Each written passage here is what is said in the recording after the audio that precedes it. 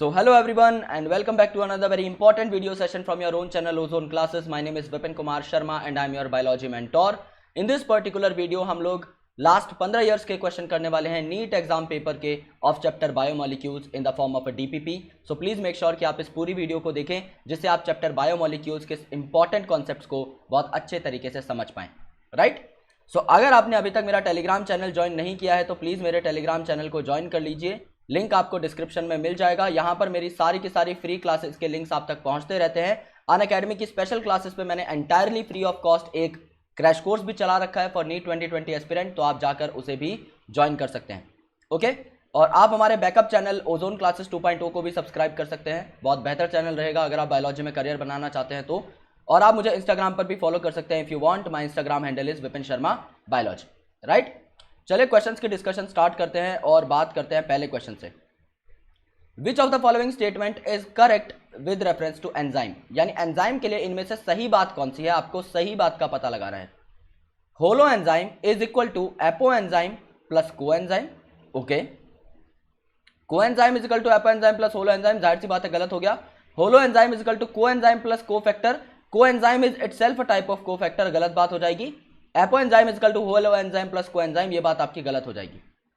Apo enzyme क्या होता है? Apo enzyme is basically your proteinaceous part of an enzyme. एक एंजाइम का जितना भी प्रोटीनेशियस पार्ट है वो एपो एंजाइम होता है. और वो जब आपका को फैक्टर या को एंजाइम के साथ बाउंड कर लेता है तब बेसिकली आप इसे क्या बोलते हैं? इस कॉम्बिनेटिव स्टेट को आप बोलते हैं होलो एंजाइम.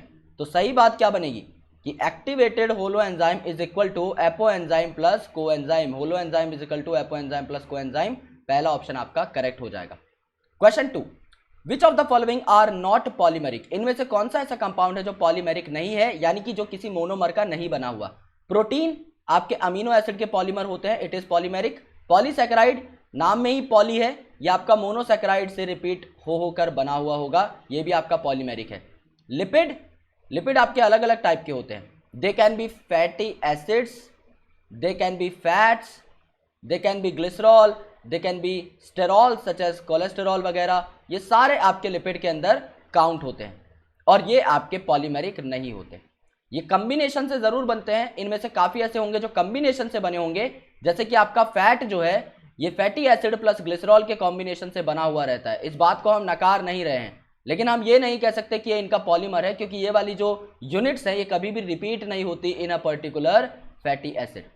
तो ये एक पॉलीमेरिक सब्सटेंस नहीं है. न्यूक्लिक एसिड, न्यूक्लिक एसिड या पॉलीन्यूक्लियोटाइड आप इसे बोलते हो. And since it's name is polynucleotide तो ये बार बार न्यूक्लियोटाइड्स के रिपीटेशन से बना हुआ होगा, तो इसीलिए इसे क्या बोला? पॉलीन्यूक्लियोटाइड बोला. लिपिड आपका आंसर हो जाएगा. चलिए. नॉन प्रोटीनेशियस एंजाइम इज, आपको पता है दुनिया में 99.99% एंजाइम्स आर योर प्रोटीन्स. बचे हुए जो आपके 0.1% एंजाइम्स रहते हैं they are non proteinaceous in nature, जहां पर आरएनए आपका एंजाइम की तरह बिहेव करता है.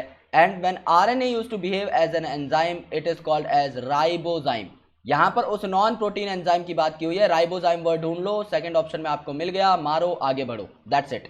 Very simple question, directly based on exception. Question 4. Which of the following is the least likely to be involved in stabilizing the three-dimensional folding of most protein? The protein do have primary structure which is the linear sequence. N-terminal to C-terminal linear sequence is called as primary structure. Then secondary structure can be alpha helix or beta pleated sheet. And after that there is a three-dimensional structure called as the tertiary structure of a particular protein. ये जो tertiary structure रहता है इसमें आपके hydrogen bonding भी रहती है. जाहिर सी बात है जो आपके अमीनो एसिड हैं उनके अंदर CO ग्रुप है और आपका NH ग्रुप है, तो कहीं ना कहीं ये आपके हाइड्रोजन बॉन्डिंग में इन्वॉल्व होते हैं. ओके. ये जो H है ये N के साथ और कोई और H है वो O के साथ आपका हाइड्रोजन बॉन्डिंग कर सकता है. So they are present. Electrostatic interaction, जब आपका 3 डायमेंशनल स्ट्रक्चर ऑफ प्रोटीन बनता है तो यहां पर क्या होते हैं? अलग अलग टाइप के अमीनो एसिड्स होते हैं. And those amino acids can be positive and negative as well. So ये जो अमीनो एसिड्स होते हैं आपके एसिडिक और बेसिक अमीनो एसिड्स, इनकी वजह से इलेक्ट्रोस्टैटिक इंटरेक्शन भी होता है.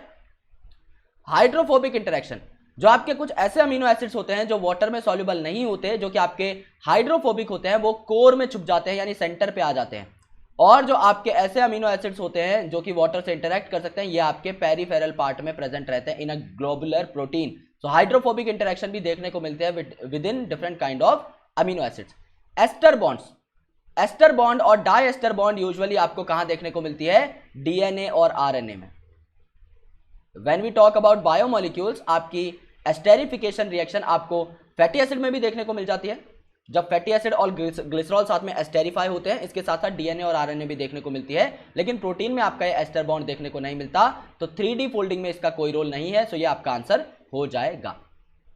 क्वेश्चन 5 थोड़ा बड़ा लग रहा है दिखने से, बट देखते हैं क्या पूछा है। विच of the following describe the given graph correctly? सही बात इसमें से किसमें करी गई है? Okay, endothermic, exothermic, endothermic, exothermic, मतलब ये पूछा गया है कि किस तरीके का रिएक्शन है। तो आपके सबस्ट्रेट का एनर्जी लेवल ये है, ये आपका पोटेंशियल एनर्जी है ना, तो एनर्जी लेवल ये हो गया, और प्रोडक्ट की एनर्जी लेवल ये है नीचे वाली। कहने का मतलब है सबस्ट्रेट के बाद प्रोडक्ट की एनर्जी जो है कम है, यानी आपकी एनर्जी रास्ते में रिलीज हुई है। अगर एनर्जी रिलीज हुई है तो किस तरीके का रिएक्शन है? ये एक्सोथर्मिक रिएक्शन है ना। तो दो ऑप्शन को एलिमिनेट कर दो फटाफट, एंडोथर्मिक वालों को ये एलिमिनेट कर दो और ये एंडोथर्मिक ये एलिमिनेट कर दो। दो में से अब निकालना है। अब देखो आगे क्या पूछा हुआ है, with A in the presence of enzyme, B in the absence of enzyme. Okay, यहां पर देख लो एक्टिवेशन एनर्जी किसकी ज्यादा है, यहां पर बड़ा पहाड़ चढ़ना पड़ रहा है, ज्यादा तकलीफ है, तो बी आपका क्या हुआ? विदाउट एंजाइम हो गया। यहां पर छोटा पहाड़ चढ़ना पड़ रहा है, तकलीफ आपकी काफी कम है, तो ए क्या हो गया? विद एंजाइम हो गया। तो ए हो गया विद और बी हो गया without. So A in the, अच्छा ये तो एलिमिनेट ही हो गया था, A in the presence of enzyme और B in the absence of enzyme, ये वाला आपका सही हो जाएगा। दूसरा वाला आपका अपोजिट है, तो ये भी आपका एलिमिनेट हो जाएगा। B is going to be your answer, right. 6th, a typical fat molecule is made up of. Fat किससे बनता है? अभी थोड़ी देर पहले मैंने आपको बोला फैटी एसिड एंड ग्लिसरॉल, लेकिन यहां पर पूछा है अच्छा कितने मॉलिक्यूल किस चीज के? 1 glycerol and 1 fatty acid, 3 glycerol and 3 fatty acid, 3 glycerol 1 fatty acid, 1 glycerol 3 fatty acid. बनता कैसे मेरे दोस्त? इसका थोड़ा स्ट्रक्चर भी देख लेते हैं, थोड़ा आइडिया लग जाएगा हमें, अच्छा एनालिसिस हो जाएगा। तो यहां पर क्या रहता है, आप बना लो एक बार, CH2OH, CHOH, CH2OH, ये हो गया आपका ग्लिसरॉल। ओके, अब यहां पर क्या हो गया, ये जो आपका फैटी एसिड आएगा, फैटी एसिड मतलब एक आपकी क्या है, यहां पर हाइड्रोकार्बन चेन है और एंड में आपका एसिडिक ग्रुप है, तो क्या बोल दिया इसे? फैटी एसिड बोल दिया, क्योंकि एंड में एसिड आ गया। तो यहां पर क्या होता है, इसका OH और इसका H ये गायब हो जाते हैं, okay, in the form of water molecule, और ये जो आपका CO है ये यहां पर आकर अटैच हो जाएगा। तो at the end of the day क्या मिलेगा हमें? CH2O, और ये CO यहां पर आ जाएगा, और ये बची हुई जो पूरी की पूरी चेन है ये यहां पर अटैच हो जाएगी। ये आपकी पहली जो फैटी एसिड चेन थी ये यहां पर अटैच हो गई, तो ये क्या बन गया? मोनोग्लिसराइड बन गया। मोनोग्लिसराइड, मोनोग्लिसराइड मतलब एक आपका फैटी एसिड अटैच हो चुका है। नाउ सिमिलरली जो यहां पर CHOH ग्रुप है, इस CHOH में भी इस तरीके से आपका क्या होता है, दूसरा आपका क्या होगा, फैटी एसिड मॉलिक्यूल अटैच हो जाएगा, तो इट इज डाइग्लिसराइड। और तीसरे वाले पे क्या होगा? तीसरे वाले पे आपका तीसरा जो है, ओके, CH2OH आ जाएगा यहां पे, सही बात है।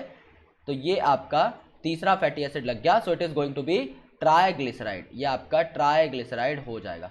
सो एक ग्लिसरॉल है, उसके ऊपर फैटी एसिड 3 है, 1, 2 और 3, तो ये आपका करेक्ट ऑप्शन हो जाएगा। तो 1 ग्लिसरॉल एंड 3 फैटी एसिड ये आपका सही हो जाएगा, बाकी सारे ऑटोमेटिकली गलत हो जाएंगे, तो D is your answer. Okay, question 7,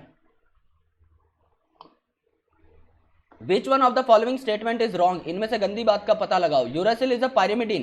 purine कौन कौन से होते हैं? प्यूरिन होते हैं आपके A और G, और पिरिमिडीन होते हैं आपके cut, that is cytosine, uracil and thymine. तो यहां पर पिरिमिडीन में आया ना यूरासिल, तो ये बात सही हो गई, लेकिन रॉन्ग का पता लगाना है। Glycine is a sulphur containing amino acid, दिन दहाड़े खुलेआम गलत बात कर दी है, तो ये आपका आंसर हो जाएगा।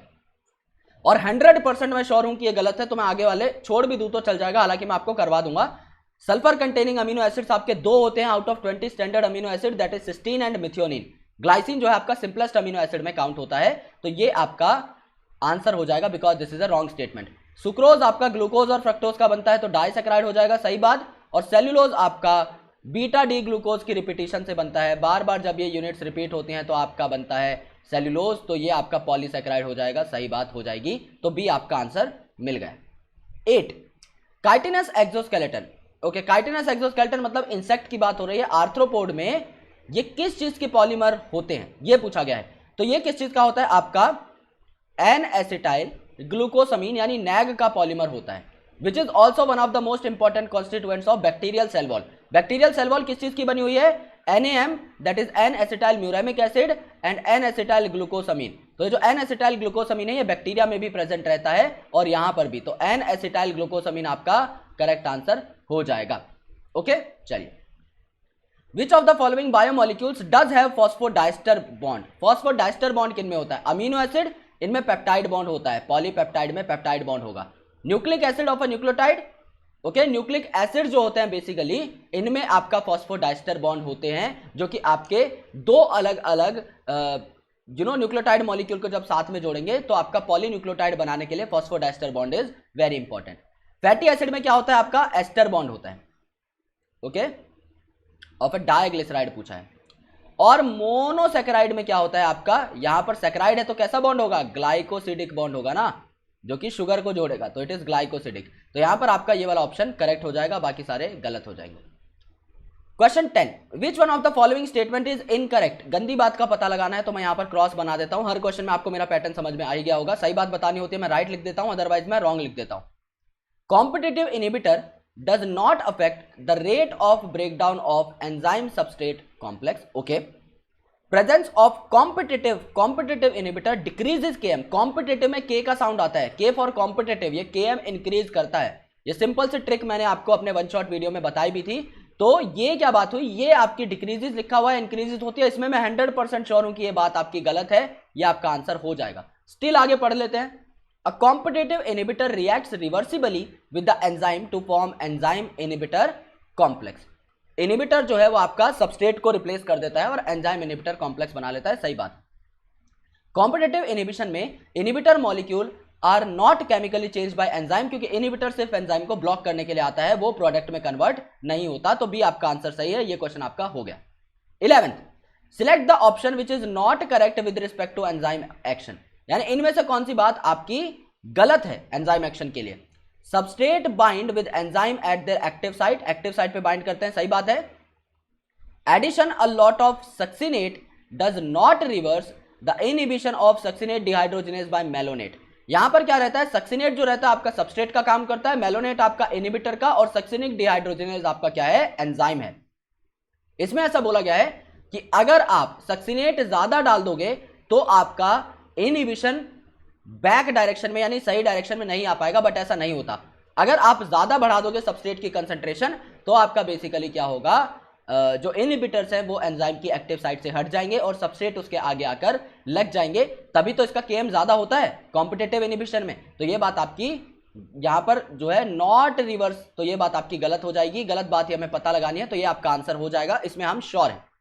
Non competitive inhibitors bind enzyme at the site distinct from that which binds the substrate। सही बात है, वो आपके सबस्ट्रेट बाइंडिंग यानी एक्टिव साइट पर बाइंड नहीं करता, अलग एलोस्टेरिक साइट पर जाकर बाइंड करता है। Malonate is a competitive inhibitor of succinate dehydrogenase, तो ये सक्सिनेट की जगह मेलोनेट आकर लग जाता है और इनहिबिटर का काम करता है, ये बात भी ठीक है। तो बी आपका आंसर हो जाएगा, ये बात आपकी इनकरेक्ट है। बी ओके, बी कह रहा हूं 12। विच one of the following is a non reducing carbohydrate. Non reducing पूछा है, जो कि रिड्यूस नहीं कर सकता आपके टॉलरेंस रिएजेंट और फेलिंग सोल्यूशन को। माल्टोज में आपका क्या होता है, 1,4 लिंकेज होती है। 1,4 लिंकेज मतलब एक कार्बोहाइड्रेट का तो 1 बॉन्डिंग में है, लेकिन दूसरे का 4 बॉन्डिंग में है। तो ये दूसरे जो कार्बोहाइड्रेट है, दूसरा जो मोनोसेक्राइड है, उसका जो फंक्शनल ग्रुप है वो आपका फ्री है इस केस में, तो इट इज रिड्यूसिंग। सुक्रोज जो है इसमें 1,2 बॉन्डिंग होती है, तो आपका जो अल्डोज है उसके 1 पे फंक्शनल ग्रुप रहता है, ये भी आपका बिजी है, और कीटोज के आपके 2 पे फंक्शनल ग्रुप रहता है, ये भी बिजी है। तो ये तो दोनों के दोनों आपके बाउंड फॉर्म में प्रेजेंट है, फ्री नहीं है, तो अल्टीमेटली आपका क्या हो जाएगा, अल्टीमेटली आपका यहां पर क्या हो जाएगा, sucrose is the non reducing sugar. सबसे कॉमन एग्जांपल है, लेकिन मैंने आपको बता दिया कि आखिर ये नॉन रिड्यूसिंग होता क्यों है, तो ये आपका आंसर है, इसके आगे हमें देखने की जरूरत नहीं है। Most standard example, 100% surety.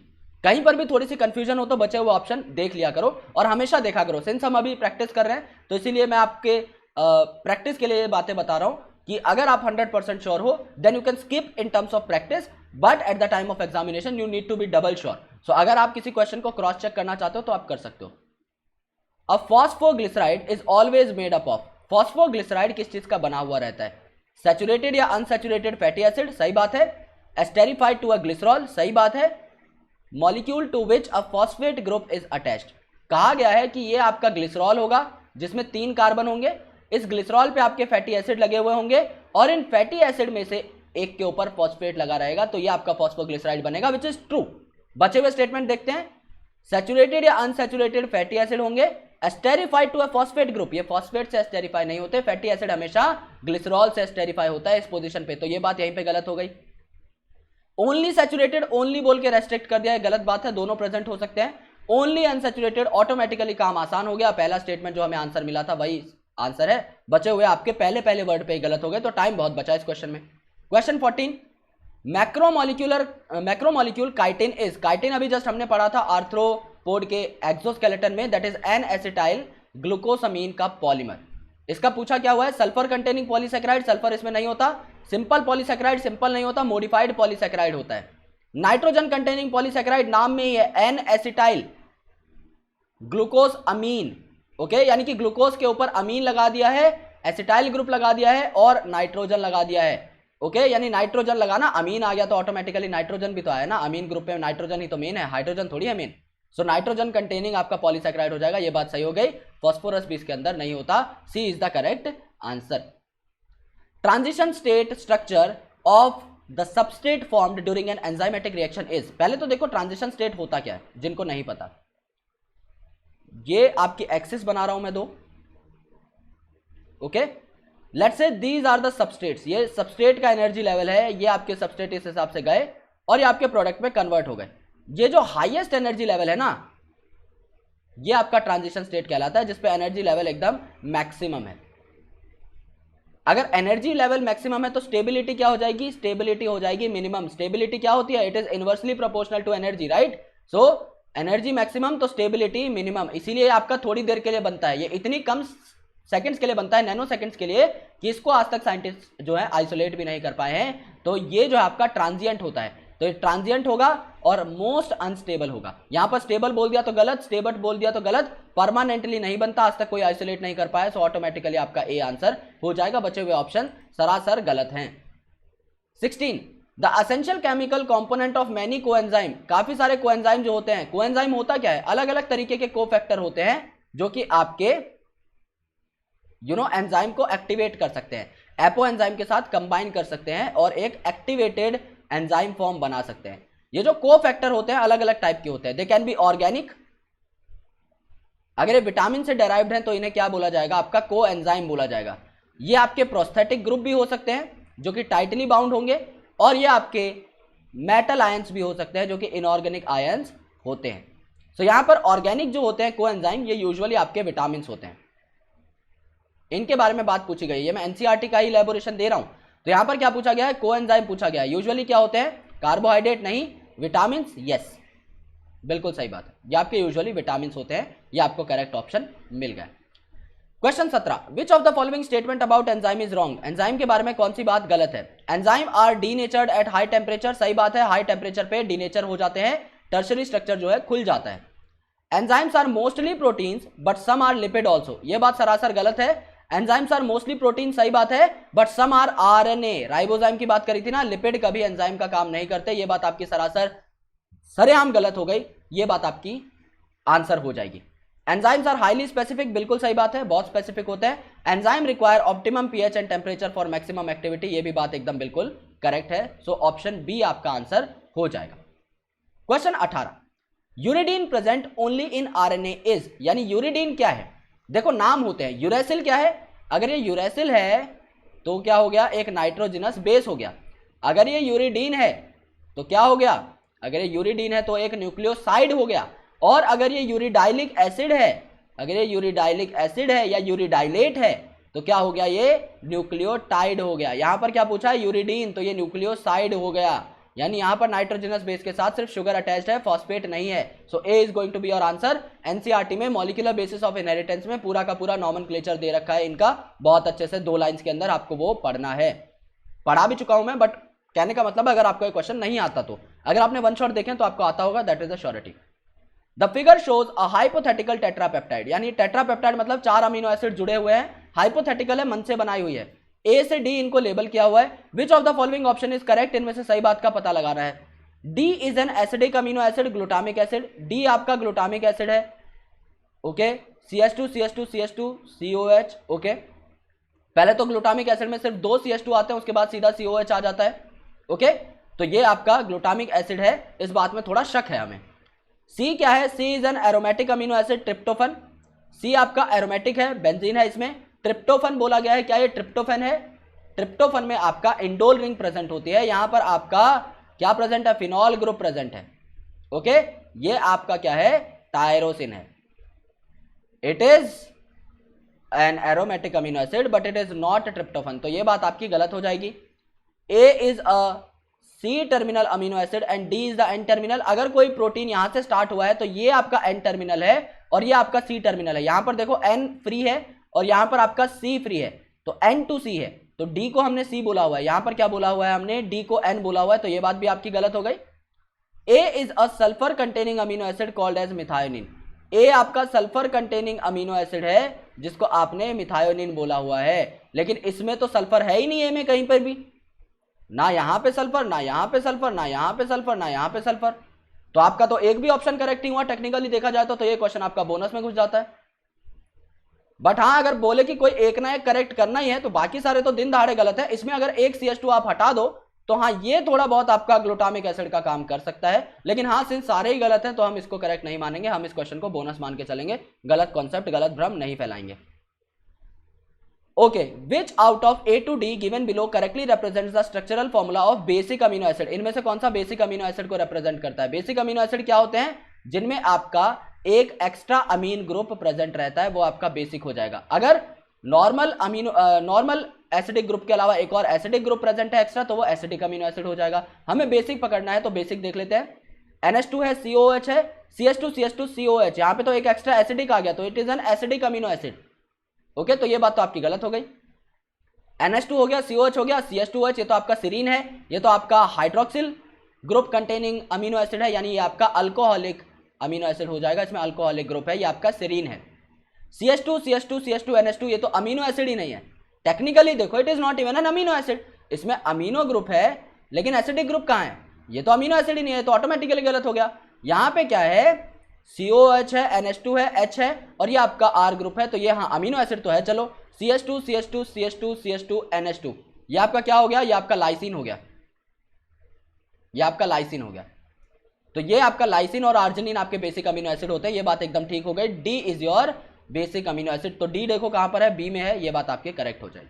चलिए, which one is the most abundant protein in animal world. पूरी दुनिया का कोई मोस्ट अबंडेंट प्रोटीन पूछे, रुबिस्को, और एनिमल वर्ल्ड का कोई पूछे, क्या हो जाएगा, कोलेजन। सो कोलेजन ढूंढ लो, कोलेजन हो गया एनिमल का सबसे अबंडेंट प्रोटीन, मारो आगे बढ़ जाओ। The given diagrammatic representation shows one of the categories of small molecular weight organic compound in the living tissues. Identify the category shown and one blank component x in it. इसकी category बतानी है पूरे molecule की, और इस पूरे molecule में x क्या है ये बताना है। तो जाहिर सी बात है, ये एक्स आपका क्या है, यहाँ पे एक शुगर है, ये तो हमें पता लग रहा है कि ये एक शुगर है और 5 कार्बन की शुगर है, पेंटोज शुगर है। अब देख लो एक्स क्या होगा, पहले कैटेगरी देखते हैं। क्या ये कोलेस्ट्रॉल है, बिल्कुल नहीं है, कोलेस्ट्रॉल तो देख के पता लग रहा है। क्या ये अमीनो एसिड है, बिल्कुल नहीं। क्या ये न्यूक्लियोटाइड है, न्यूक्लियोटाइड कब होता है, जब फॉस्फेट भी होता है। यहाँ पे CH2OH है, फॉस्फेट अटैच नहीं है, तो ये न्यूक्लियोटाइड भी नहीं है। न्यूक्लियोसाइड ये हो सकता है अगर आपका एक्स यूरेसिल हो, अगर एक्स यूरेसिल हो जाएगा तो ये क्या हो जाएगा, नाइट्रोजिनस बेस, और नाइट्रोजिनस बेस प्लस शुगर क्या हो जाएगा, न्यूक्लियोसाइड। तो ये बात आपकी करेक्ट हो जाएगी, ये बात आपकी करेक्ट हो जाएगी। तो 22 का डी आपका आंसर हो जाएगा।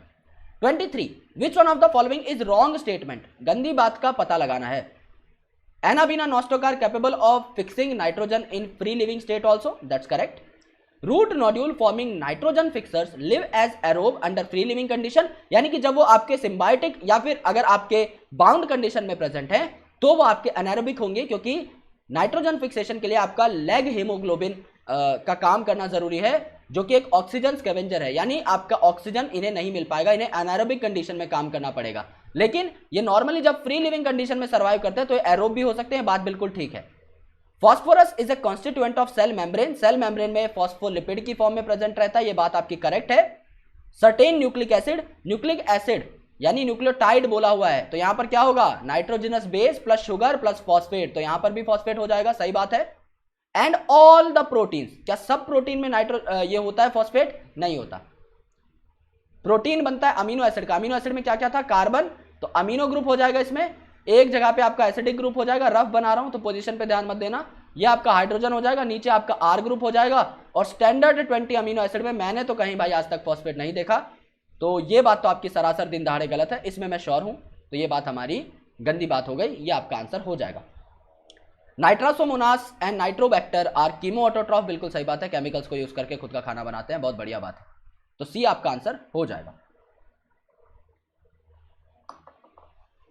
चलिए 24, which one of the following biomolecules is correctly characterized, यानी इनमें से किस बायोमोलिक्यूल के बारे में इसका नाम और इसकी बातें आपको एकदम सही तरीके से बता रखी हैं, उसके बारे में आपको चर्चा करनी है।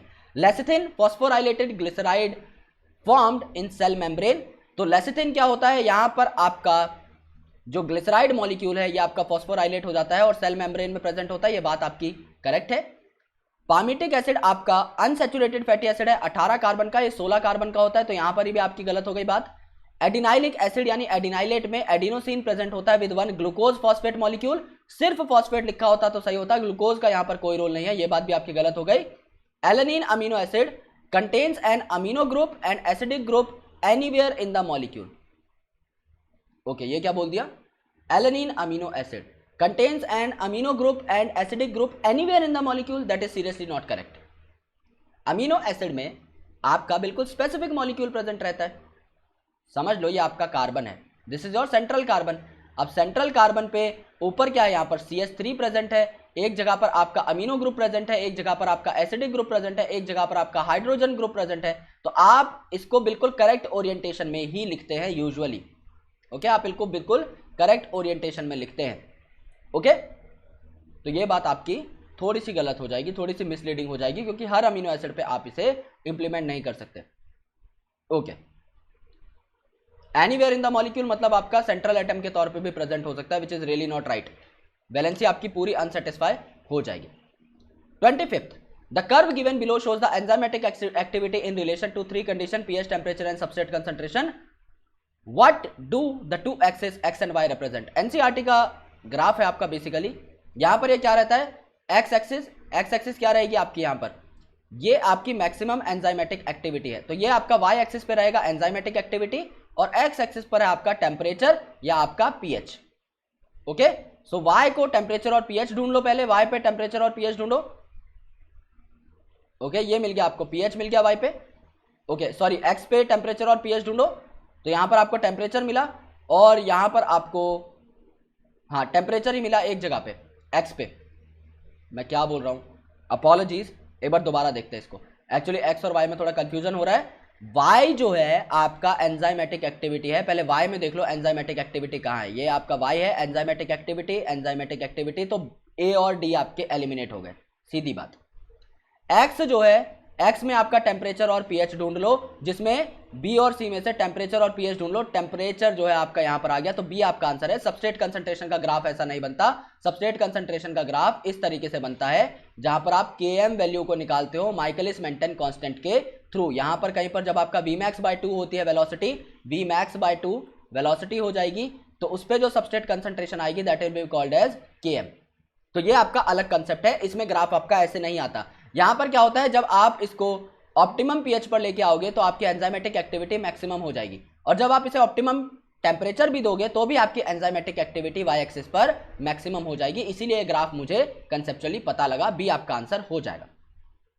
26, विच one of the following structural formula of 2 organic compound is correctly identified along with their related function, यानी आपको पहले पता लगाना है कंपाउंड कौन सा है, फिर आपको उसका फंक्शन बताना है। तो ए क्या है, यहां पर ए आपका देख के पता लग रहा है, एनसीईआरटी का डायग्राम, ये आपका लेसिथिन है, ये आपका लेसिथिन है, सेल मेम्ब्रेन में प्रेजेंट रहता है। बी क्या है आपका, बी आपका नाइट्रोजनस बेस है, प्यूरिन है, और प्यूरिन में भी आपकी 6th पोजीशन पर अमीनो ग्रुप लगा हुआ है, 6 अमीनो प्यूरिन, यानी ये क्या है, एडेनिन है। चलिए पता लग गया कौन क्या क्या है, अब देख लेते हैं इनके आंसर क्या है। तो एक आपका एडेनिन है और एक आपका लेसिथिन है, बचे हुए 2 काट दो, सीधा एलिमिनेट हो गए हमारी बेसिक नॉलेज से ही। एडेनिन आपका एक न्यूक्लियोटाइड बोल रखा है, एडेनिन आपका नाइट्रोजनस बेस होता है, न्यूक्लियोटाइड नहीं, क्योंकि यहां पर आपको कहीं पर भी शुगर और फॉस्फेट नहीं दिखाई दे रहा है, तो आंसर आपका डी हो जाएगा, बिना पढ़े आपका आंसर डी हो जाएगा और सही भी है। कंपोनेंट ऑफ सेल मेम्ब्रेन बिल्कुल सही आंसर, ऑटोमेटिकली सही हो गया, ज्यादा मेहनत नहीं करनी पड़ी। 27 3 of the following statements about enzyme are correct and 1 is wrong, यानी उसी का पता लगाना है गंदी बात का। Enzyme require optimum pH for maximum activity, सही बात। Enzymes are denatured at high temperature, सही बात। But certain exceptional organisms are effective even at high temperature, कुछ ऐसे एक्सट्रीमोफिल्स होते हैं जो हाई टेम्परेचर पर सर्वाइव कर सकते हैं, जिन्हें आप थर्मोफिलिक ऑर्गेनिजम्स कहते हो, ये भी सही बात है। एंजाइम्स आर हाईली स्पेसिफिक, बिल्कुल सही बात है। मोस्ट एंजाइम्स आर प्रोटीन, सही बात, but some of them are lipid, ये क्वेश्चन हम पहले कर चुके हैं। यहां पर लिपिड की जगह आरएनए आता तो सही हो जाती, यहां पर लिपिड आ गया तो गलत बात है, ये आपका आंसर हो जाएगा, right. D is going to be the correct answer. 28 the figure given below shows the conversion of substrate into product by an enzyme. In which one of the 4 options A and D the components are labeled correctly? Okay, simple तरीकों से ढूंढते हैं। ए क्या है आपका, सबसे ऊपर दिखाई दे रहा है, क्या है आपका ट्रांजिशन स्टेट है, ए ढूंढ लो। पोटेंशियल एनर्जी, ट्रांजिशन स्टेट, सही हो गया ये। Potential energy, activation energy with enzyme, सीधी बात है, पहले एक शॉट में आंसर मिल गया, भगवान की दया ऐसी बरसी, बिना कुछ के आंसर मिल गया।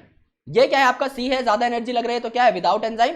डी क्या है आपका, कम एनर्जी लग रही है, विद एंजाइम। और बी क्या है आपका, एक्सिस पे है तो क्या होगी, पोटेंशियल एनर्जी होगी। मार्क करो, आगे बढ़ जाओ। 29 carbohydrate are commonly found as starch in the plant storage organ, plant में स्टार्च के फॉर्म में फूड स्टोर होता है, एनिमल में ग्लाइकोजन के फॉर्म में फूड स्टोर होता है, जिसे कि फूड स्टोर होता है, जिसे कि आप एनिमल स्टार्च भी बोल सकते हो। Which of the following 5 properties of starch make it useful as a storage material, मतलब इनमें से काफी प्रॉपर्टीज है जो स्टार्च की हैं, लेकिन इनमें से स्टोरेज मटेरियल के तौर पे क्या हेल्पफुल है स्टार्च के लिए, वो जानना है आपको। इजीली ट्रांसलोकेटेड, ये आसानी से एक जगह से दूसरी जगह भेजा जा सकता है, तो ये स्टोरेज के लिए अच्छी बात नहीं है।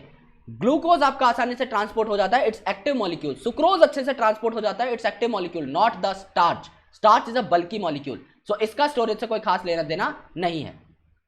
केमिकली नॉन रिएक्टिव, ज्यादा रिएक्ट नहीं करता, तो आपका स्टोर फॉर्म में पड़ा रहता है, बहुत अच्छी बात है। ये बात आपका पहला पॉइंट हो गया जो कि करेक्ट है। इजीली डाइजेस्टेड बाय एनिमल, यानी कि हम इसे खा सकते हैं, जैसे कि हम पोटैटो वगैरह खाते हैं, दैट कंटेन स्टार्च, बट इसका स्टोरेज से कोई लेना देना नहीं है, इसका प्लांट में कोई रोल नहीं है। हम खा सकते हैं, वो तो हमारे लिए बेनिफिट हो गया ना, प्लांट के लिए कोई बेनिफिट नहीं है इसका, सो स्टोरेज से इसका कोई खास इंपैक्ट नहीं हुआ। ऑस्मोटिकली इनएक्टिव, यानी इसको जो है ऑस्मोटिकली आप इनएक्टिव बोल सकते हो। Glucose is osmotically very active, तो ये क्या करता है, बहुत जल्दी रिएक्ट कर लेता है, लेकिन ये जो है आपका इनएक्टिव होता है, इसीलिए स्टोरेज फॉर्म में ज्यादा लंबे टाइम तक अपना वक्त गुजार सकता है, ये भी करेक्ट स्टेटमेंट है। सिंथेसाइज ड्यूरिंग फोटोसिंथेसिस, ग्लूकोज और सुक्रोज आपके बनते हैं जो कि स्टार्च में कन्वर्ट हो जाते हैं, लेकिन इसका स्टोरेज से कोई लेना देना नहीं है। तो स्टेटमेंट करेक्ट क्या हुई आपकी स्टोरेज के पर्सपेक्टिव से, 2 और 4, तो 2 और 4 ढूंढ लो, अगर आपका ऑप्शन है तो 2 और 4 आपका करेक्ट ऑप्शन यहां पर मिल गया, it is going to be the correct answer. Cellulose is a major component of cell walls of, इनमें से किसकी सेल वॉल का मेजर कंपोनेंट आपका सेल्यूलोज है, सूडोमोनास, बैक्टीरियम, एनएम एंडेजी, सैक्रोमाइसिस सर्वाइसी ईस्ट, आपका यूजुअली इसमें काइटिन की सेल वॉल प्रेजेंट होती है। देन आपका ज़ेंथोमोनास, इसमें भी नहीं, प्रिमिटिव ऑर्गेनिज्म। पिथियम में आपकी जो हाइफल वॉल होती है, काफी बार यहां पर एक्सेप्शनली आपका क्या देखने को मिलता है, आपको हाइफल वॉल पे देखने को मिल जाती है क्या, सेल्यूलोजिक एक्सटेंशंस, सो ये आपका करेक्ट हो जाएगा। Pythium is correct, it's an organism that basically contains chitin but most of the time it also contains cellulose in aggregation, तो पिथियम आपका करेक्ट हो जाएगा, ये आपको नोट करना पड़ेगा। I am marking a star over here, फटाफट इसको नोट कर लो अपनी बुक में। Competitive inhibitor of succinate dehydrogenase is, यानी सक्सिनिक डिहाइड्रोजिनेज का इनहिबिटर कौन है, वो भी कॉम्पिटिटिव इनहिबिटर पूछा है। तो यहां पर जो सक्सिनेट होता है वो यूजुअली कैसा होता है दिखने में, आपका कुछ इस तरीके का दिखाई देता है, इस तरीके का ये दिखाई देगा। तो इसे मेलोनेट इनहिबिट कर सकता है, मेलेट नहीं करेगा, मेलोनेट कर देगा। मेलोनेट आपका यूजुअली इस तरीके का दिखाई देता है, एंड आपका यहां पर ऑक्सैलो एसीटेट दिया हुआ है जो कि आपका कुछ इस तरीके का दिखाई देता है, which is also quite similar to that of succinate. So ये भी आपका यहां पर इनहिबिटरी प्रॉपर्टीज शो कर सकता है। तो आपका मेलोनेट तो आंसर होगा, अगर एक ही पूछा गया तो इट्स मेलोनेट, बट हाँ कई बार ऑक्सैलो एसीटेट यानी OAA भी इसको क्या करता है, कॉम्पिटिटिवली इनहिबिट कर सकता है। तो दोनों आपके आंसर हो जाएंगे। बोनस नहीं है, लेकिन दोनों में से कुछ भी करोगे सही निकल जाएगा, आपको कोई टेंशन नहीं है। एक पूछा जाए कभी सिर्फ तो मेलोनेट, ओके, बिकॉज इसका स्टैंडर्ड एग्जाम्पल मानकर हम लोग कॉम्पिटिटिव इनहिबिशन को पढ़ते हैं। Modern detergent contains enzymatic preparation of, modern detergent में किस चीज की एंजाइमेटिक प्रिपरेशंस होती हैं? थर्मो एसिडोफिल्स, या आपके ऐसे ऑर्गेनिजम्स होते हैं जो हाईली एसिडिक कंडीशन यानी लो पीएच और हाई टेम्परेचर पर मिलते हैं, इनका कोई लेना देना डिटर्जेंट से नहीं है। थर्मोफिल्स यानी हाई टेम्परेचर, अगेन ऐसा लेना देना नहीं है, हमें कोई लावा में बैठ के कपड़े नहीं धोने हैं डिटर्जेंट्स में। एसिडोफिल, एसिडिक सिक्रेशंस यूजुअली यहां पर नहीं होती। अल्कली फिल्स, थोड़े बहुत आपके अल्कलाइन कंपोनेंट्स या फिर आपके बेसिक कंपोनेंट यूज किए जाते हैं जो कि आपके प्रोटीन्स को वॉश करने के बहुत ज्यादा काम आते हैं। तो alkaliphiles is going to be the correct answer. Usually भी आपके सोप और वैसे भी आप डिटर्जेंट पढ़ते हैं तो उसमें सोडियम पोटेशियम के सॉल्ट्स ही आप यूज करते हैं। About 98% of the mass of every living organism is composed of 6 element. कौन से? मैंने आपको बताया था कॉर्न एसपी, कॉर्न एसपी। सो कॉर्न एसपी आपका मोर देन 90%, 98% के आसपास आपका पूरे ऑर्गेनिज्म का मास कंस्टिट्यूट करते हैं। यहां पर दिया हुआ है carbon, hydrogen, nitrogen and oxygen, यानी कौन आपका एग्जांपल में दिया हुआ है। एसपी आपको ढूंढना है तो एसपी ढूंढ लो। एस मिल गया, पी नहीं मिला, दोनों ही नहीं मिले, पी मिल गया, एस नहीं मिला, पी मिल गया, एस मिल गया, सीधी बात है। कौन एसपी ट्रिक लगाओ, मारो, आगे बढ़ो। The organic substance bound to an enzyme and essential for its activity, organic substance जो एंजाइम की एक्टिविटी को बढ़ा दे, यानी बेसिकली किसकी बात हो रही है यहाँ पर? एपो एंजाइम के साथ कौन बाइंड करेगा? आपका कोएंजाइम बाइंड करेगा। सो ऑर्गेनिक बोला है तो कोएंजाइम हमने स्पेसिफाई कर दिया, ये आपका करेक्ट आंसर हो जाएगा, राइट। एपो एंजाइम तो प्रोटीन को ही बोलते हैं जो एंजाइम का इनएक्टिव पार्ट है। होलो एंजाइम कंप्लीट को बोलेंगे। आइसो एंजाइम मतलब दो ऐसे एंजाइम जो सेम तरीके के होते हैं, जो कि आइसोफॉर्म्स होते हैं एक दूसरे के, राइट। सो ये आपका अलग ही है, सिर्फ ऑप्शन बनाने के लिए दे दिया। कोएंजाइम आपका करेक्ट हो जाएगा। 35, the catalytic efficiency of 2 different enzyme can be compared by, यानी दो अलग अलग एंजाइम्स की कैटालिटिक एफिशिएंसी आप कैसे कंपेयर कर सकते हो? Formation of the product, okay, pH of optimum value, okay, Km value सबसे ज्यादा स्टैंडर्ड माना जाता है, Michaelis and Menten's constant and molecular size of the enzyme. होता क्या है ये देखो, ये आपकी एक एक्सिस है एंड ये आपकी सेकंड एक्सिस है। व्हाट हैपन एग्जैक्टली इज कि यहां पर आपका इस तरीके से ग्राफ प्लॉट हो जाता है। क्या हुआ यहां पर? इनिशियली जब आपने सबस्ट्रेट कंसंट्रेशन बढ़ाई तो आपकी एंजाइमेटिक एक्टिविटी बढ़ी। समझ लो ये सबस्ट्रेट कंसंट्रेशन है, मैंने सबस्ट्रेट थोड़ा ज्यादा डाला, एंजाइम की वो एक्टिविटी बढ़ी। सबस्ट्रेट मैंने और बढ़ाया, एंजाइम की एक्टिविटी और बढ़ी। सबस्ट्रेट और बढ़ाया, एंजाइम की एक्टिविटी बढ़ी। एक ऐसा पॉइंट आ जाएगा उसके बाद में कितने भी सबस्ट्रेट ऐड कर दूं एंजाइम की एक्टिविटी नहीं बढ़ेगी। क्यों? क्योंकि सारे एंजाइम सैचुरेट हो गए। समझ लो एक इंसान के पास 100 एंजाइम मॉलिक्यूल्स है और हर एंजाइम मॉलिक्यूल एक सबस्ट्रेट को एक बार में कैटेलाइज कर सकता है। तो अगर आप एक सबस्ट्रेट डालोगे, एक एंजाइम आपका ऑक्यूपाई हो गया, रेट बढ़ा। आपने 20 सबस्ट्रेट ऐड किए, 20 गुना रिएक्शन रेट बढ़ गया। आपने 50 किए और बढ़ गया, 70 किए और बढ़ गया, 90 किए और बढ़ गया, 100 किए और बढ़ गया। अब आपने डाल दिए 110, क्या कोई फायदा होगा? यहां पर तो 100 ही बाइंड हो सकते हैं ना। एक मैक्सिमम थ्रेशोल्ड जब आ गया यहां पर, उसके बाद आपकी यहां पर कोई भी इंक्रीमेंट देखने को नहीं मिलती। This is the maximum. ये आपकी वो पर्टिकुलर वेलोसिटी है जिसके ऊपर एंजाइम काम नहीं कर सकता। दिस इज मैक्सिमम वेलोसिटी, इससे ज्यादा रेट अचीवेबल नहीं होता। सो ये मैक्सिमम वेलोसिटी आपकी यहां पर आपको देखने को मिली। अब देखो Km क्या होता है? अगर ये Vmax है तो यहां पर कहीं पर एक ऐसी भी पोजीशन आएगी जहां पर आपको Vmax/2 देखने को मिलेगा। एक ऐसी पर्टिकुलर पोजीशन जहां पर एंजाइम ने अपनी मैक्सिमम वेलोसिटी का आधा अचीव कर लिया, ये आपका Vmax/2 है। ऐसी सबस्ट्रेट कंसंट्रेशन जिस पे Vmax/2 अचीव हो गया, उस सबस्ट्रेट कंसंट्रेशन को आप प्यार से क्या बोलोगे? Km बोलोगे। यानी Km कुछ भी नहीं है, Km आपका सबस्ट्रेट कंसंट्रेशन ही है। लेकिन स्पेसिफिकली कौन सी सबस्ट्रेट कंसंट्रेशन? जिस टाइम पर वेलोसिटी आपकी किसी रिएक्शन की Vmax/2 हो जाए, यानी half the maximum achievable velocity जहां पर हो जाए, इसे आप Km बोलते हो। और ये Km वैल्यू अलग अलग एंजाइम्स के लिए अलग अलग होती है।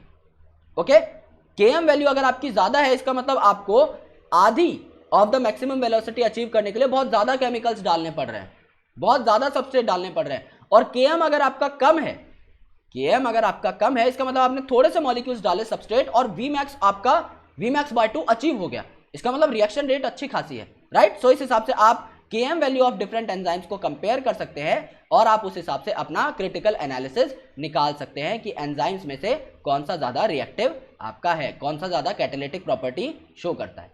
36, which one of the following statement regarding enzyme inhibition is correct, इनमें से सही बात कौन सी है। Competitive inhibition is seen when substrate competes with enzyme, substrate enzyme के साथ नहीं इनहिबिटर के साथ कंपीट करता है, यह बात आपकी गलत हो गई। Competitive inhibition is seen when substrate and the inhibitor compete for the active site of enzyme, बिल्कुल सही बात हो गई, 100% सच बात है कि कॉम्पिटिटिव इनहिबिशन में कंपटीशन होता है आपके इनहिबिटर और सबस्ट्रेट में कि कौन एंजाइम की एक्टिव साइट से जाकर बाइंड करेगा। तो ये आपका 100% हम इसमें श्योर हैं, ये आपका आंसर हो जाएगा। चलिए 37, एंजाइम्स, विटामिन्स और hormones can be classified into a single category, अगर आपको इन्हें सिंगल कैटेगरी में रखना हो बायोलॉजिकल केमिकल्स की, तो आप किस कैटेगरी में रखेंगे। ये ऐसा क्या काम करते हैं सारे के सारे मिलकर, हेल्प इन रेगुलेटिंग मेटाबॉलिज्म, बिल्कुल सही बात है, सारे के सारे मेटाबॉलिज्म रेगुलेट करते हैं, एंजाइम भी, हार्मोनल एक्शन भी, और उसके साथ साथ विटामिन भी, क्योंकि विटामिन भी आपके एंजाइम को एक्टिवेट करता है in terms of coenzyme. They are exclusively synthesized in the body, कुछ आपके ऐसे विटामिन है जो आपको बाहर से लेने पड़ते हैं, ओके, जो कि आपकी डाइट में होने चाहिए, इसलिए तो आप बोलते हो कि खाने के साथ साथ आपको विटामिन और मिनरल भी लेने पड़ते हैं बाहर से। आर कंजुगेटेड प्रोटीन, यानी कि इनमें से सारे के सारे, पहली बात तो देखो सारे हार्मोन आपके प्रोटीन नहीं होते, कुछ आपके स्टेरॉइड भी होते हैं, तो ये प्रोटीन वाला किस्सा खत्म हो गया, यहाँ पर ये बात आपकी गलत हो गई। एनहेंस ऑक्सीडेटिव मेटाबॉलिज्म, यानी कि एटीपी वगैरह बनाने में काम करते हैं, एंजाइम्स का तो चलो रोल है, विटामिन का भी कुछ हद तक मान लिया, ओके, लेकिन ऐसा नहीं है कि सारे हार्मोन, सारे विटामिन, सारे एंजाइम ही एनर्जी बना रहे हैं, तो आपकी बॉडी में एनर्जी बनने के अलावा कोई काम होता ही नहीं, तो अल्टीमेटली आपका पहला वाला ऑप्शन गलत हो गया, क्योंकि बचे हुए सबको आप एलिमिनेट करके निकाल सकते हो। 38, विच of the following is simplest amino acid, glycine is the simplest amino acid, जहां पर आर ग्रुप आपका H है, तो ये सेंट्रल कार्बन हो गया, यहां पर आपका H हो गया, यहां पर आपका अमीनो एसिड है तो ये आपका अमीनो ग्रुप, ये आपका एसिड है तो एसिडिक ग्रुप, और इसके नीचे आपका एक और H प्रेजेंट रहेगा। सो सिंस इसमें 2 H है, तो this is the only amino acid out of 20 amino acid which is non chiral, ये सिर्फ अकेला ऐसा अमीनो एसिड है जो नॉन कायरल होता है, बचे हुए सबके सब में चारों ग्रुप अलग होते हैं, तो all the remaining amino acids are chiral in nature, only glycine is achiral, तो यहां पे आप स्टार का मार्क नहीं लगाते, तो ग्लाइसिन आपका करेक्ट आंसर हो जाए, राइट। चलिए 39, न्यूक्लियोटाइड्स यानी फॉस्फेट इंक्लूडेड है are the building blocks of nucleic acid, each nucleotide is composite molecule formed by, यानी एक न्यूक्लियोटाइड आपका किससे बनेगा, एक न्यूक्लियोटाइड की बात करिए, बेस, शुगर और फॉस्फेट, सही बात है, बेस, शुगर और OH, OH तो आपका शुगर में ही होता है, फॉस्फेट नहीं बोला, गलत बात हो गई, बेस, शुगर, फॉस्फेट और N, यानी बेस, शुगर और फॉस्फेट की रिपीटिशन है, यहां पर सिंगल न्यूक्लियोटाइड पूछा है, पॉली न्यूक्लियोटाइड नहीं, तो ये वाला आपका गलत हो जाएगा। शुगर और फॉस्फेट न्यूक्लियो, जो आपका नाइट्रोजनस बेस है वो कहां है, यहाँ पे नहीं है, तो ऑब्वियसली ये कहा है, गलत हो जाएगा, तो आपका बचा क्या, पहला वाला आपका जो सही था वो आपका करेक्ट आंसर हो जाएगा। 40, carbohydrates in the most abundant biomolecule on earth is produced by, यानी कार्बोहाइड्रेट आपका कौन प्रोड्यूस करता है, कार्बोहाइड्रेट आपका बनता कैसे है, फोटोसिंथेसिस से, यानी ये पूछा गया है कि कार्बोहाइड्रेट आपके कौन कौन बना सकता है, यानी कौन कौन से ऑर्गेनिज्म फोटोसिंथेसिस शो कर सकते हैं। सम बैक्टीरिया, अगर ऑल बैक्टीरिया लिख देता तो गलत, सम बैक्टीरिया में आपका साइनोबैक्टीरिया वगैरह आ गए, ये बात आपकी करेक्ट हो जाएगी। एल्गी आपके प्लांट होते हैं, कर सकते हैं, और ग्रीन प्लांट कर सकते हैं, तो ये बात आपकी करेक्ट हो गई। फंगस नहीं कर सकता, गलत हो जाएगा। ऑल बैक्टीरिया गंदी बात कर दी, वायरसेस और फंगस लिख दिया, गंदी बात कर दी, ए आपका करेक्ट आंसर है, बाकी सारे आपके एक्सेप्शनल केसेस आ गए, इनमें गलत बात हो जाएगी। 41, in which one of the following enzymes is copper necessarily associated as an activator, इनमें से किस एंजाइम में आपका copper as an activator present होता है, यानी copper as a metal ion as a cofactor कौन से एंजाइम में प्रेजेंट रहता है। कार्बोनिक एनहाइड्रेज, कार्बोनिक एनहाइड्रेज में आपका जो मेटल आयन रहता है दैट इज जिंक।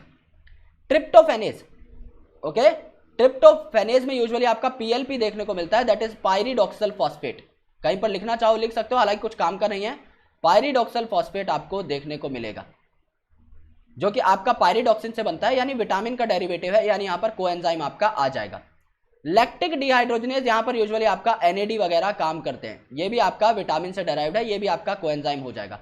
टायरोसिनेज में यूजुअली क्या होगा, आपका कॉपर आयन प्रेजेंट होगा as a metal ion activator, तो ये आपका करेक्ट आंसर हो जाएगा। So for 41 the D is gonna be the correct answer, tyrosinase is going to be the correct answer for copper ion. Question 42, the major role of minor element, अच्छा major role of minor element, क्या बात करी है मतलब भाई ने, inside the living organism is to act as, यानी आपका एलिमेंट्स जो होते हैं वो क्या काम करते हैं आपकी बॉडी में, कोफैक्टर का काम करते हैं फॉर एंजाइम, सही बात है। अभी जस्ट पिछली स्लाइड में हमने देखा है जिंक और आपका कॉपर, तो ये भी तो आपके क्या है, इनऑर्गेनिक मेटल आयंस ही तो है ना। तो माइनर एलिमेंट्स क्या काम कर रहे हैं, कोफैक्टर का काम कर रहे हैं, एज अ मेटल आयन ये क्या कर रहे हैं, आपके एंजाइम्स को एक्टिवेट कर रहे हैं, बिल्कुल सही बात है। Building blocks of important amino acid, amino acid में कोई रोल नहीं होता मेरे भाई, बिल्डिंग ब्लॉक आपके अमीनो एसिड्स के माइनर एलिमेंट्स होते जरूर हैं, लेकिन ऐसा नहीं है कि सारे के सारे एलिमेंट्स जो है उसमें माइनर होंगे। मेजर एलिमेंट्स जो होते हैं आपके, जो कि मोस्ट अबंडेंट होते हैं, कार्बन, हाइड्रोजन, ऑक्सीजन, नाइट्रोजन, उनसे बनता है आपका अमीनो एसिड, ना कि माइनर वालों से, right. Constituent of hormones, hormone में कहीं कहीं देखने को मिल जाएंगे आपके एक आधा एलिमेंट्स, लेकिन वो भी ज्यादातर आपके माइनर नहीं होते। ओके, जैसे आपका T3 T4 में आपको आयोडीन देखने को मिल जाएगा, that is triiodothyronine and tetraiodothyronine, लेकिन most of the times it contains other elements, do not contain minor elements. उनमें यूजुअली आपके कार्बन, हाइड्रोजन, ऑक्सीजन, नाइट्रोजन ही देखने को मिलते हैं, और आपके सल्फर वगैरह भी देखने को मिल सकते हैं, जो भी आपके हाईली अबंडेंट होते हैं। बाइंडर ऑफ सेल स्ट्रक्चर, ये कुछ नहीं बना, खामखा मतलब ऑप्शन बढ़ाने के लिए दे दिया, तो आपका कोफैक्टर वाला करेक्ट हो जाएगा। ये आपको पहले मिल गया था, लेकिन तब भी चारों स्टेटमेंट्स को पढ़ना जरूरी है। कंफ्यूजिंग है ये क्वेश्चन, कंफ्यूजिंग है, लेकिन माइनर मेजर का ध्यान रखना है इसमें कि पूछा क्या है आपसे, right. So that minor word is very important, यहां पर आपको वो नोट करना था। So guys, thank you so much guys for watching this video. अगर आपको वीडियो पसंद आए तो आप इस वीडियो को लाइक कर सकते हैं, हमारे चैनल को सब्सक्राइब कर सकते हैं, so that you never miss an update from Ozone Classes. And we are currently at 90.8K subscribers. It means that we are just 9.2K subscribers away from 100K. So please यार, NEET 2020 से पहले करवा दो। I am daily uploading 2 to 3 videos on this channel, और एक video आपके chemistry crash course की आ रही है, यानी दिन में आपको 4 वीडियोस मिलती हैं इस चैनल पे, और काफ़ी सारी और वीडियोस आपके लिए स्पेशल वे में बनती रहती हैं। सो प्लीज़ मेक श्योर कि आप इस चैनल को सपोर्ट करें और जल्दी जल्दी 100K करवा दें। और thank you so much, love you, I will catch you in the next video. Thank you, bye bye.